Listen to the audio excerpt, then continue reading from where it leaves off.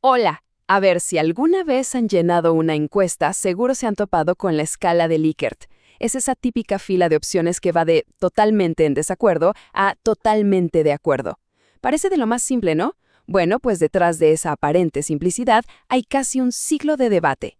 Hoy vamos a desentrañar por qué esta herramienta es tan poderosa, tan usada y, lo más sorprendente, tan controversial. Y todo empieza con esta pregunta, una que de verdad traía de cabeza a los psicólogos de principios del siglo XX. ¿Cómo es posible tomar algo tan subjetivo, tan personal como una actitud, y medirlo de forma científica? ¿Se puede siquiera? Ese era el gran rompecabezas. Y justo aquí es donde entra nuestro protagonista, Rensis Likert. En 1932, él vio este problema y dijo algo que resume perfecto la frustración de la época. Intentar medir el infinito universo de actitudes humanas es, y estas son sus palabras, absurdo. Vaya que tenía muy claro el tamaño del desafío. Muy bien, esta es nuestra hoja de ruta. Primero, vamos a entender bien el problema original. Luego, veremos la solución tan ingeniosa que propuso Likert. Nos meteremos de lleno en la gran controversia estadística que esto desató. Después, veremos cómo se resolvió. Y cerraremos con unos consejos prácticos para usar la escala correctamente. Vamos a darle. A ver, el problema central era este. Las actitudes no son como medir la altura o el peso, son complejas, fluidas, cambian. ¿Cómo creamos una regla para medir algo que es diferente en cada persona y que además puede cambiar de un día para otro? Likert entendió algo clave. Nuestras actitudes no son puntos fijos. Son más bien, como él decía, una cierta gama dentro de la cual se mueven las reacciones. El reto entonces no era medir cada opinión, imposible, sino capturar la esencia de esa gama, de ese rango general, de una manera que fuera sistemática y que se pudiera comparar. Entonces, ¿cómo lo resolvió? Likert propuso un método que fue revolucionario. ¿Por qué? Por su simpleza y su eficacia. Y la verdad es que cambió las reglas del juego para siempre. La genialidad de su método se puede resumir en estos 4 pasos. Primero, creas un montón de frases sobre un tema. Segundo, le pides a la gente que marque su nivel de acuerdo en una escala de 5 puntos. Tercero, y esto es muy astuto, incluyes algunas preguntas trampa o con puntuación al revés para asegurarte de que la gente está prestando atención. Y por último, te quedas solo con las preguntas que de verdad sirven para distinguir entre quienes tienen actitudes diferentes. Y aquí tenemos un ejemplo real de su estudio original. Fíjense, la afirmación 19 es directa. Si estás de acuerdo, tienes una actitud más pacifista. Pero la 20 es una pregunta con puntuación inversa. Si estás de acuerdo, tienes una actitud más militarista. Al invertir los números al analizar, ambas preguntas miden lo mismo, pero desde polos opuestos, una idea brillante. Y aquí está el gran salto conceptual. A diferencia de otros métodos que eran súper complicados, la idea de Likert fue que cada pregunta era como una pequeña regla en sí misma, y la actitud general de una persona era simplemente la suma o el promedio de todas sus respuestas. Así de simple y así de poderoso. Pero claro, una solución tan simple para un problema tan complejo no iba a pasar sin debate. Y así fue como nació una controversia que ha durado décadas y que es fundamental que cualquier estudiante de psicología entienda bien. Esta es la pregunta que está en el corazón de todo el debate. Piénsenlo, cuando ponemos números del 1 al 5, estamos asumiendo que el salto psicológico entre cada opción es idéntico. Pero, ¿es así en la realidad? ¿El paso de indeciso a de acuerdo se siente igual que el paso de acuerdo a totalmente de acuerdo? Este dilema nos lleva a 2 tipos de datos. Por un lado, los datos ordinales, que solo nos garantizan un orden. Sabemos que el primer lugar es mejor que el segundo, pero no sabemos por cuánto. Por otro lado, los datos de intervalo, como la temperatura.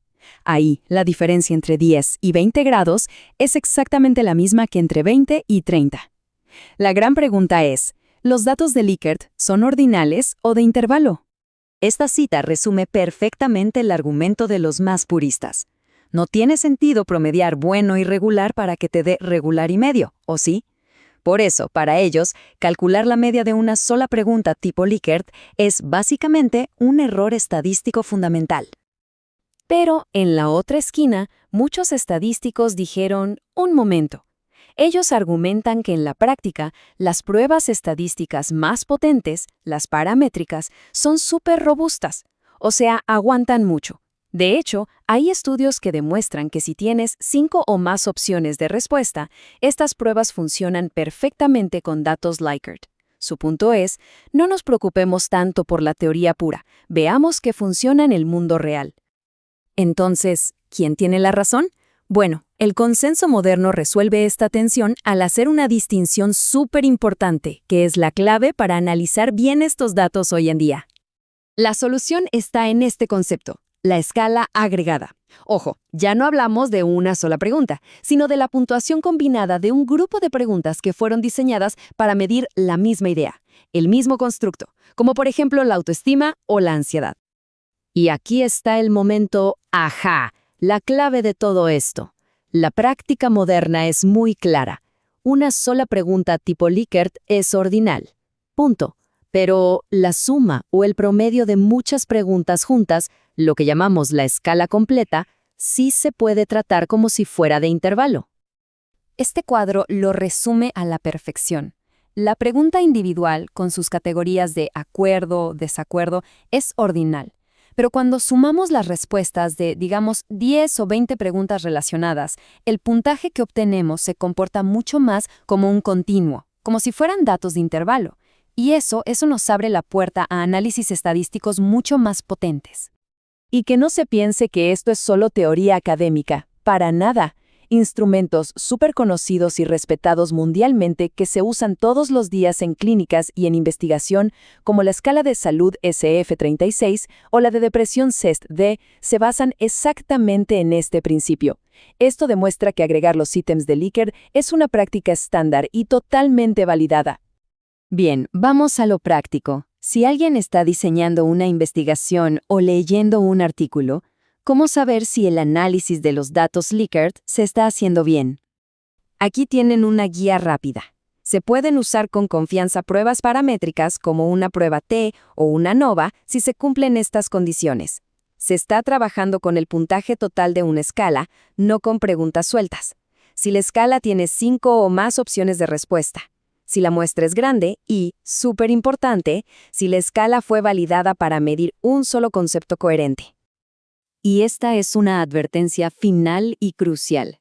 Es muy, muy tentador analizar cada pregunta por separado a ver qué descubrimos.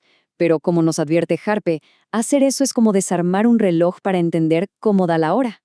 El instrumento está diseñado para funcionar como un todo. Analizar sus partes por separado simplemente invalida su propósito y su medición. Así que, desde aquel problema absurdo de 1932 hasta las sofisticadas escalas agregadas de hoy, el método de Likert nos ha dado una herramienta increíblemente útil, pero nos deja con una pregunta final para reflexionar. Cuando le ponemos un número a una actitud, ¿estamos midiendo una verdad objetiva o estamos en realidad cuantificando una interpretación de esa verdad? Gracias por acompañarnos en esta recorrida.